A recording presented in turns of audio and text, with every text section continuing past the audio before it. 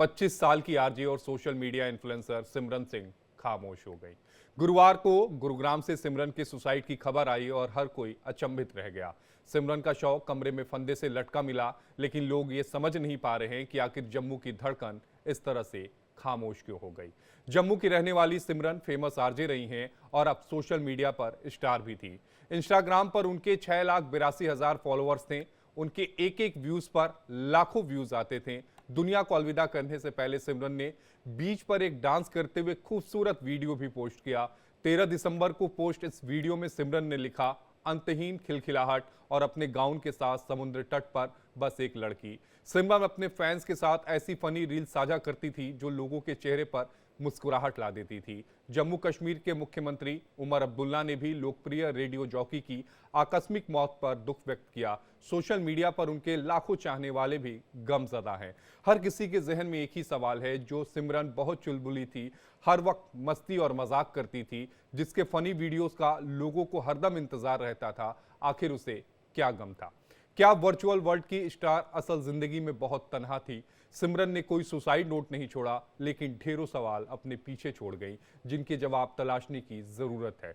Suicide के बाद सिमरन का एक रील बहुत तेजी से वायरल हो रहा है, जिसमें वो मजाकिया लहजे में कहती हैं, एक ऐसा मर्द होना चाहिए जो भर भर के कॉम्प्लीमेंट्स दे और ट्रक भर के अनकंडीशनल लव दे। वीडियो में सिमरन मजाकिया ढंग में बोलती हैं कि आखिर चाहिए क्या एक औरत को जिंदगी में, एक ढंग का आदमी जो मेरी कैंडीज, वीडियोस और फोटो क्लिक करे।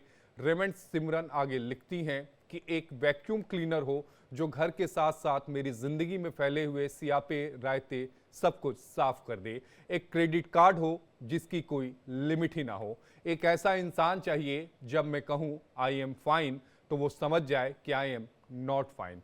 सरप्राइज विदाउट आस्किंग, एक ढंग का मेल बेस्ट फ्रेंड जो मेरे प्यार में गिरे, मेरे सिर के साथ टकराए ना खाता हो। अपने खुद के सपनों को पूरी तरह की आज़ादी, बस इतना ही चाहिए एक औरत को। सिमरन के ये पोस्ट काश कोई समझ पाता, काश कोई ये जान पाता कि वो उनकी ज़िंदगी में क्या दर्द है।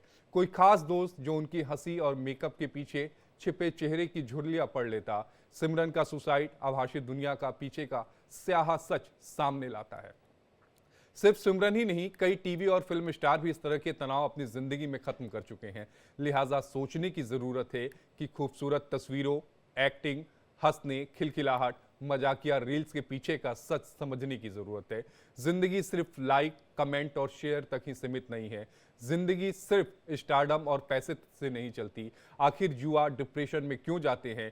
क्यों अपने भीतर के दर्द को बयान नहीं कर पाते हैं? और इसी पर आज हम बात करेंगे। हमारे साथ 3 खास मेहमान हैं। हमारे साथ डॉक्टर सांत्वना श्रीकांत जी हैं, सोशल एक्टिविस्ट हैं। हमारे साथ आशिना सारवारकर जी होंगी, सोशल एक्टिविस्ट हैं। और हमारे साथ कुपा कपिला है, सोशल मीडिया इन्फ्लुएंसर है। सबसे पहले मैं सांत्वना श्रीकांत जी आपके पास आना चाहूँगा। रियल लाइफ और रियल लाइफ कहते भी हैं कि दोनों बिल्कुल अलग होती है, लेकिन ये जो चीज़ें दिख रही हैं उसमें ये साफ तना समझ में आता है कि भले आप रियल लाइफ में अपने भीतर की जो झुंझुलाहट है, जो अकेलापन है, जो गम है, जो डिप्रेशन है, उसे आप छुपा लें, लेकिन जब आप एकांत में होते हैं तो वो आप पर हावी हो जाता है। सवाल यही उठता है कि आज का युवा जो भीड़ में होते हुए भी तन्हा क्यों है? देखिए, लाइफ का अल्टीमेट गोल जो है वो रियल लाइफ नहीं है, ना ही सोशल मीडिया है। तो इस बात से खुद को पहले अलग करके सोचना होगा। युवाओं को भी और समाज के हर वर्ग को ये सोचना होगा कि सोशल मीडिया ही सब कुछ नहीं है। और सोशल मीडिया में जो लोग खुश दिखते हैं, वो एक पक्ष यह भी है कि वो जरूरी नहीं कि वो अंदर से भी खुश हो। तो एक सवाल होता है मानसिक स्वास्थ्य का, जिसका जो हमारे समाज में, हमारे देश में सबसे पिछड़े पायदान पर है। तो मानसिक स्वास्थ्य पर बात की जानी चाहिए। मानसिक स्वास्थ्य कैसे हर किसी का ठीक रहे, इसको बहुत गंभीरता से लेने की आवश्यकता है। जब तक मानसिक स्वास्थ्य ठीक नहीं रहेगा, तब तक हम हमेशा ये देखते रहते हैं कि बाहर से हम कैसे खुद को अच्छा दिखाएं, या कोई व्यक्ति अच्छा दिख रहा है तो हम उसको कैलकुलेट नहीं कर पाते हैं। तो हम्म। मैं दो बातें कहना चाह रही हूँ। एक तो ये है कि अल्टीमेट जो गोल है वो सोशल इन्फ्लुएंस होना, इन्फ्लुएंस करना ही नहीं है। खुद को भी ठीक रखना है, खुद का मानसिक स्वास्थ्य भी ठीक रखना है। और दूसरा, मेंटल हेल्थ पे बात की जानी चाहिए। मेंटल हेल्थ को बहुत सीरियसली देखा जाना चाहिए। मैं ये कहना चाहती हूँ। आशिना, मैं आपके पास आना चाहूंगा। जो आखिरी रील थी सिमरन की, उस रील बेहद खूबसूरत वो रील है। वो तस्वीरों में भी आप देख रही होंगी, हंस रही हैं, मुस्कुरा रही हैं। रील में जो बातें उन्होंने कही, जिससे ये साफ समझ में आता है कि वो डिप्रेशन में थी, वो अकेलेपन में थी। लेकिन अब सवाल ये उठता है कि डिप्रेशन और अकेलेपन को लेकर हम बातें भी करते हैं, लोगों के बीच भी जाते हैं, लेकिन आज के युवा एकांत में क्यों जा रहे हैं? हालांकि सांत्वना जी ने बोला, लेकिन आशिना, आपका क्या इस पे एस्पेक्ट है? जी।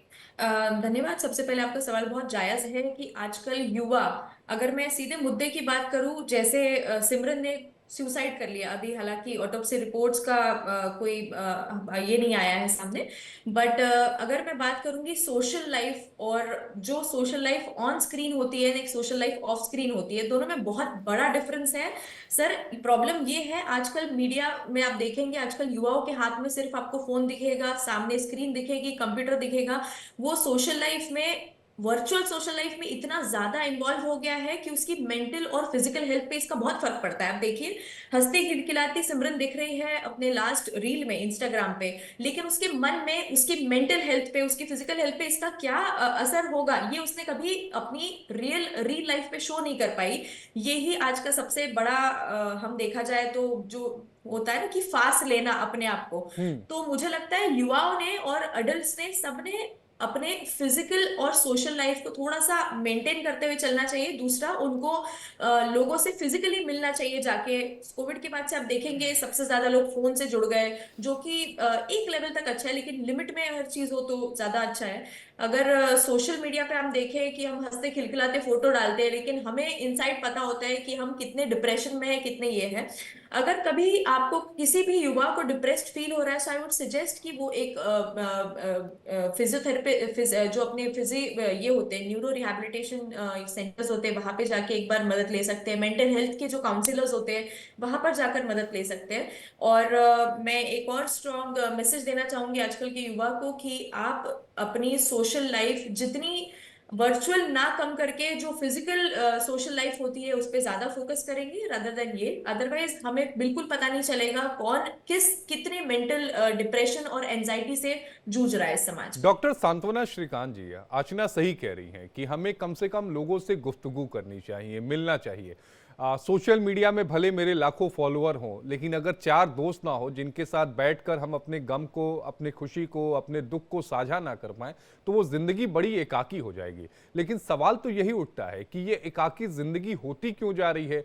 लोग कनेक्ट क्यों नहीं हो पा रहे हैं? रियल लाइफ में जरूर कनेक्ट हो रहे हैं, लेकिन रियल लाइफ में जो दोस्त हैं वो पीछे छूटते जा रहे हैं। आशीष जी, आपने बहुत अच्छा सवाल पूछा। मैं इस एक डाटा भी आपको बताऊंगी कि अडल्ट जो है 54% अडल्ट सुसाइड जो हो रहा है वो मेंटल हेल्थ उनकी ठीक नहीं है, इस वजह से हो रहा है। जिसमें कि फीमेल का 71% है और मेल 58% है। और इस सारे वर्ग में मोस्टली 15 से लेके 29 वर्ष के युवा आते हैं। तो हम ये वर्ग देखें कि ये वर्ग खासकर लोनली क्यों है। देखिए, यहाँ पे बहुत सारे पक्ष हैं इसके। एक तो मुझे लगता है कि सिमरन से थोड़ी अलग बात है, सिमरन के बारे में यह बात नहीं है, लेकिन कुछ लोग जो उनकी आर्थिक सुरक्षा नहीं है जिनके पास, वो लोग भी मानसिक तौर पे परेशान हैं। दूसरा, लोगों को ये लगता है कि हम सोशल मीडिया के थ्रू हमको एक तरीके की आइडेंटिटी मिल जाएगी। हम्म। ये जो आइडेंटिटी क्राइसिस है हमारी सोसाइटी में, कि हम सोशल मीडिया में कुछ ऐसा कर लेते हैं जिससे हमारी ये आइडेंटिटी वैलिड हो जाएगी। तो ये जो कॉन्सेप्ट है, इस कॉन्सेप्ट को हटाना पड़ेगा। देखिए, जब तक ये कॉन्सेप्ट चलता रहेगा, आप देखिए कि मतलब सुसाइड के अलावा भी सोशल मीडिया में इम्पैक्ट डालने के लिए लोग मरते भी हैं, मतलब हम्म। उनके एक्सीडेंट हो रहे हैं, ऐसे रील्स बना रहे हैं। तो हम्म। वो भी एक जो कॉन्सेप्ट है ये सोशल मीडिया वैलिडेशन का, हम्म। ये कहीं ना कहीं इनग्रेव्ड हो चला है, इसको खत्म करना पड़ेगा। फिर मैं आती हूँ मेंटल हेल्थ पर। ये जो हम्म। आप कह रहे हैं, चार दोस्त के साथ, फैमिली के साथ, आज आप देखेंगे फैमिली में 4 मेंबर बैठते हैं और सब फोन में लगे होते हैं, कोई एक दूसरे से बात नहीं करता है। तो फैमिली में भी हमको ये चीज इनकलकेट करनी पड़ेगी कि जब फैमिली के लोग आपस में बैठे तो एक दूसरे का हालचाल पूछे। हम्म। इसके साथ दोस्त भी, मतलब हमको ये देखिए एक बनाना पड़ेगा कि फोन और सोशल मीडिया सब कुछ नहीं है। और हम्म। ये इंडिया डेली की बहुत अच्छी पहल है कि इस बारे में बहस हो रही है कि हम्म। सोशल मीडिया सब कुछ नहीं है। लोगों सोच। से बात करनी है, एक दूसरे के बारे में पूछना है, ये हम्म। नहीं कि हम क्या है बस ये दिखाते रहो और हम्म। पता चले कि कुछ दिन बाद आप रहे ही नहीं। हम्म। तो आशिना, क्या इस आपको भी लगता है कि जो आजकल का ट्रेंड रहा है, चूंकि हम तो ज्वाइंट फैमिली में पैदा हुए, ज्वाइंट फैमिली में अभी भी संपर्क में रहते हैं, जो न्यूक्लियर फैमिली का एक दौर चला है जिसमें पिताजी और माताजी दोनों ही अपने अपने काम पर जाते हैं, बच्चों पर ध्यान नहीं दे पाते, बच्चे अकेले फील करते हैं, किसी से अपनी बातों को शेयर करना चाहते हैं, तो क्या ज्वाइंट फैमिली की जगह जो न्यूक्लियर फैमिली का जो कॉन्सेप्ट खासकर शहरी इलाकों में जो लागू हो गया है, उसका भी बहुत ज्यादा प्रभाव पड़ता है मानसिक स्थिति पर?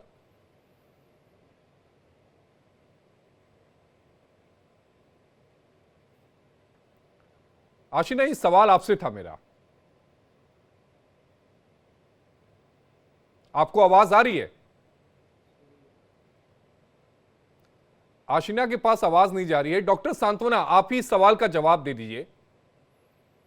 जी, मैं बिल्कुल सहमत हूँ कि न्यूक्लियर फैमिली होने की वजह से बात करने के लिए, देखिए न्यूक्लियर फैमिली में कौन होता है, माँ पिता और एक बच्चा या दो बच्चे होते हैं, और माँ पिता भी वर्किंग होते हैं, ना बच्चे के साथ टाइम स्पेंड कर पाते हैं और ना ही बच्चा अपनी फैमिली के साथ टाइम स्पेंड कर पाता है। तो ये एक बड़ा फैक्टर है जिसकी वजह से वो बचपन से ही आइसोलेट हो जाता है, और इसकी वजह से वो एडल्ट होता है जब, तो वो बिल्कुल ही लोनली हो जाता है और सोशल मीडिया पर डिपेंड हो जाता है। तो इसकी वजह से निगेटिव इम्पैक्ट मेंटल हेल्थ पे पड़ता है, और इसका होलिस्टिक डेवलपमेंट जो होना चाहिए वो एक जगह सेंट्रलाइज्ड हो जाता है कि सब कुछ तो एक सोशल मीडिया वैलिडेशन ही है। तो ये बिल्कुल सही प्रश्न था आपका। और न्यूक्लियर फैमिली के जो वैल्यूज है वो मतलब न्यूक्लियर फैमिली जो ज्वाइंट फैमिलीज के वैल्यूज है वो नहीं लेकर आ पाती है, और इसकी वजह से ये समस्या होती है। डॉक्टर सांत्वना जी, चूंकि जो लोग हैं वो डिप्रेशन में हैं, इससे दो राय नहीं है। आजकल की यंग जनरेशन बहुत जल्दी बहुत कुछ पा लेना चाहती है,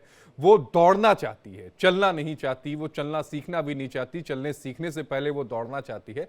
तो ऐसे में गिरने की जो संभावना होती है वो बहुत ज्यादा होती है।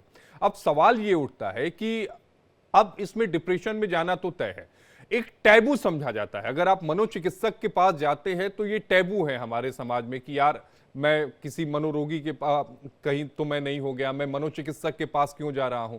तो इस टैबू से कैसे निजात पाए जो यंग जनरेशन है, अगर वाकई उन्हें डिप्रेशन है, अगर वो अपने आप को दिखाना चाहते हैं तो?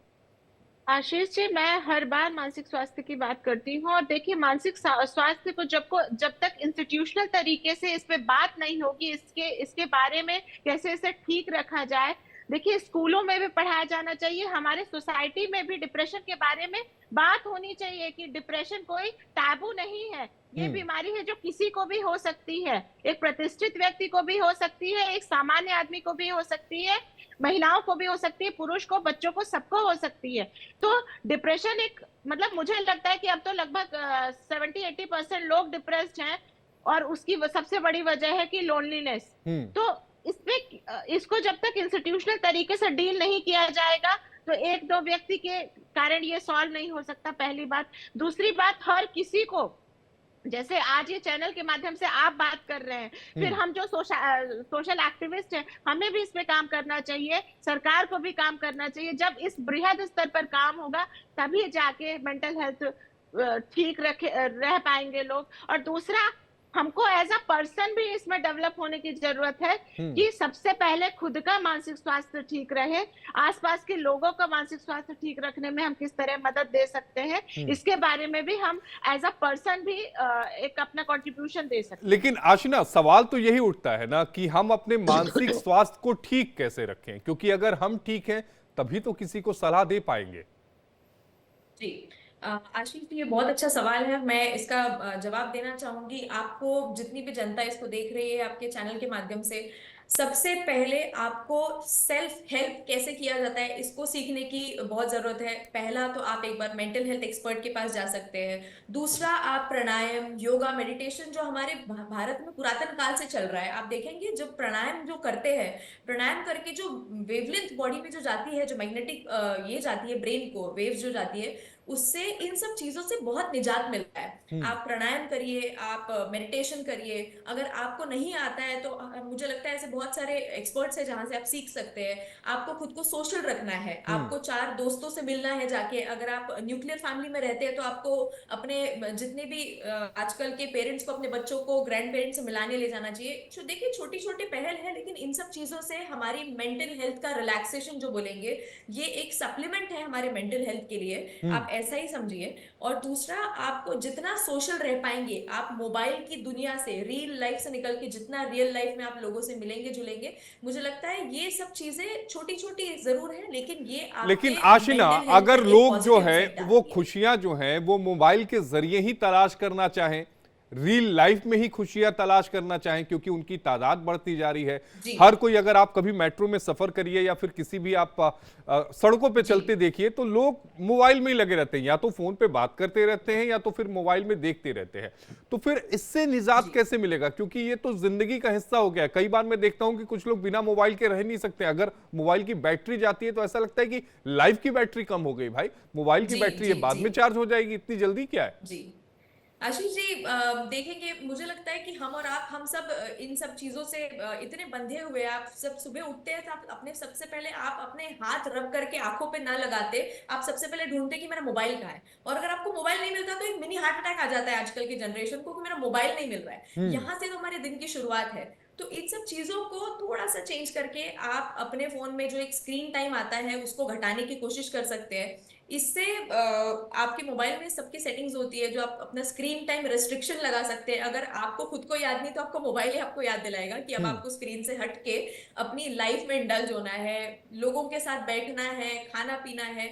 ये सब चीजें छोटी छोटी है जो स्ट्रेस बस्टर्स जैसी साबित होती है। तो इन सब चीजों से आज ये एक सिमरन निकल के आई, ऐसी हजारों सिमरन आई एम श्योर ऐसी होंगी जो अभी भी मेंटल डिप्रेशन से जूझ रही है। हम्म। तो ये मैं उन सभी लोगों से रिक्वेस्ट करना चाहूंगी कि आप अपने मोबाइल को, अपने लैपटॉप को, अपने ऑफिशियल शेड्यूल को थोड़ा सा साइड में रख के खुद पे काम करिए, सेल्फ केयर पे काम करिए, सेल्फ डिसिप्लिन पे काम करिए, हम्म। जिनमें आप मोबाइल और लैपटॉप और जो भी आपके डिवाइसेस है उसको उससे शामिल ना थोड़ा सा करते हुए दूर रहिए। खुद लेकिन पे ध्यान डॉक्टर दीजिए, सांत्वना लोगों के जी, साथ मिलिए। आजकल के जो युवा को चाहिए वो सब कुछ तो सिमरन के पास था। जम्मू की धड़कन कही जाती थी, लाखों के फॉलोअर्स थे, पैसे भी अच्छे थे।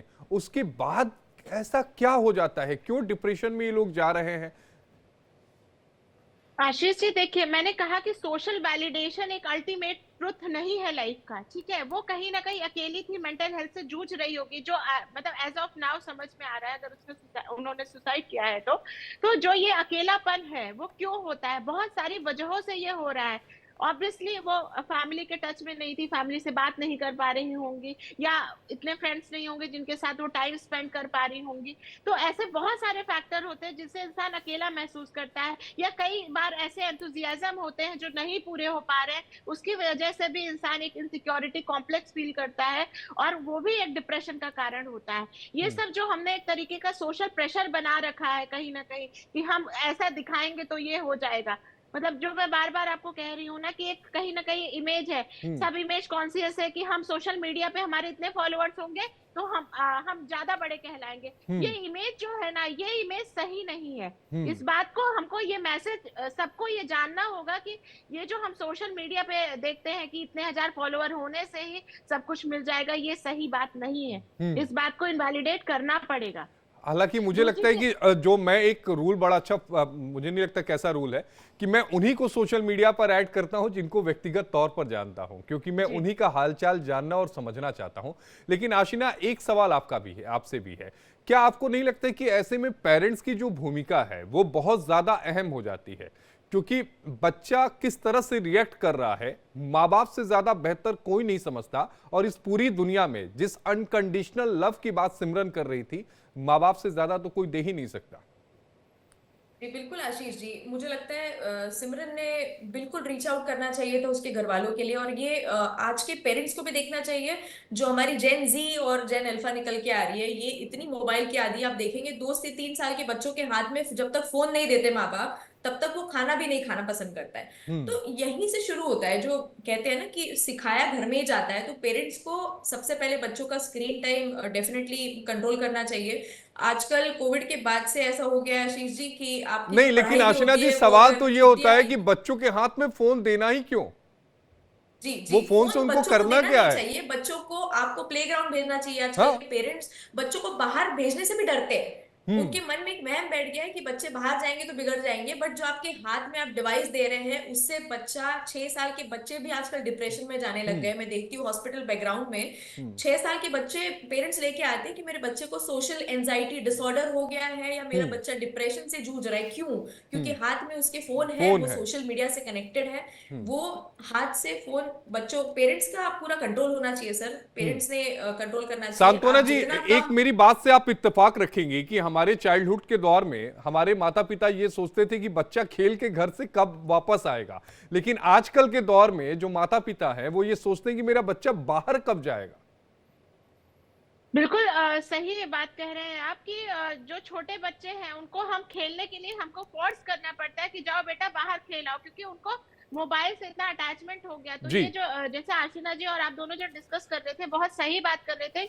हमें पेरेंट को ही कंट्रोल करना पड़ेगा कि हम बच्चों को मोबाइल नहीं दे, और ये हर इंडिविजुअल को यहाँ से स्टार्टिंग करनी पड़ेगी। नहीं करेंगे तो अभी हम इसका जो साइड इफेक्ट देख रहे हैं, अगले 5 साल 10 साल में आप देखिए क्या स्थिति हो जाएगी। और ये सच में एक तरीके की महामारी होने वाली है, जो मुझे और लगता इससे है बचना हो ही जरूरी गई। है। एक मशहूर शायर ने क्या खूब कहा है कि हम भी कभी गांव में शाम को दोस्तों के साथ बैठा करते थे, हमको भी हालात ने बाहर भेजा है। बाहर जरूर भेजा है, लेकिन कनेक्शन जरूरी है, बनाए रखिए। डॉक्टर सांत्वना श्रीकांत जी आपका और आशीना जी आपका, आप दोनों का जुड़ने के लिए बेहद शुक्रिया। हमारे साथ दो खास मेहमान थे जिन्होंने इस पूरे मुद्दे पर अपनी बातों को न सिर्फ रखा बल्कि बताया कि सोशल मीडिया, रील और रियल लाइफ में कितना फर्क है। जो दिखता है दरअसल रील में वो होता नहीं है। मजाक नहीं है दुल्हन का भाई होना, सब कुछ तुम्हारे सर पे होता है। यार चाचा चाची को लेने आया हूँ अब। जी बेटा तुम सीएनजी गाड़ी लाए, सामान कहाँ रखोगे? चाचा जी, दिल और बूट स्पेस दोनों में बहुत जगह है। हाई सीएनजी डुओ मतलब ड्यूअल सिलेंडर नीचे, पूरी बूट स्पेस ऊपर, यानी स्पेस भी माइलेज भी। High CNG Duo in Hyundai Exter and grand आइटन Nios.